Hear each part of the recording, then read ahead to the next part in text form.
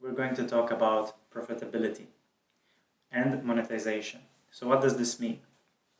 We're basically what we're saying is that a business needs to be profitable. It needs to be bringing in revenue. It needs to be bringing in money. It needs to be bringing dividends on the investment that has been made.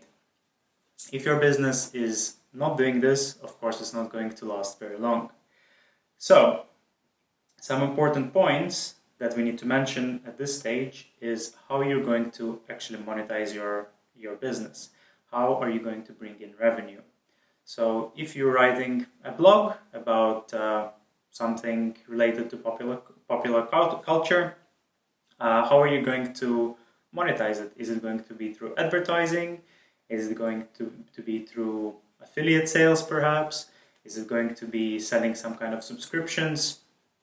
So these things need to be addressed, and you need to provide a good overview of how you're planning to bring in revenues for your business. Besides this, you can also consider financing. So how much investment do you actually need to get your business started? Is this something that is very investment heavy? So does it require a lot of capital upfront?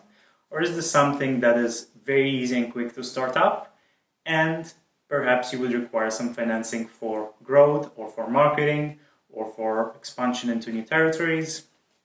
So these are the elements that need to be addressed when you're talking about financing. Next up is market demand. So is the market big enough for you to be profitable? Are there a lot of other competitors, other players in the same industry or in a similar business that might be attracting the same kinds of customers? You need to consider that customers do not have limitless amounts of money. So you need to be able to prove that your business will be actually attracting these customers and will be able to monetize them. So, of course, you need to keep in mind the competition. You need to keep in mind what we mentioned earlier, the logistics. You need to keep in mind how you're going to brand your business, because all of this ultimately leads into how profitable your business is going to be. And profitability is measured very simply. It is the input versus the output. So how much cash you're actually putting into your business and how much you're managing to get back out of it.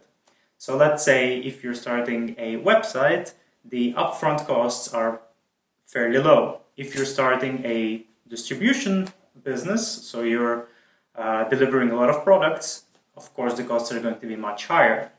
If you're thinking about building a platform yourself or with the help of your colleagues, of course investments will be somewhat different to other scenarios.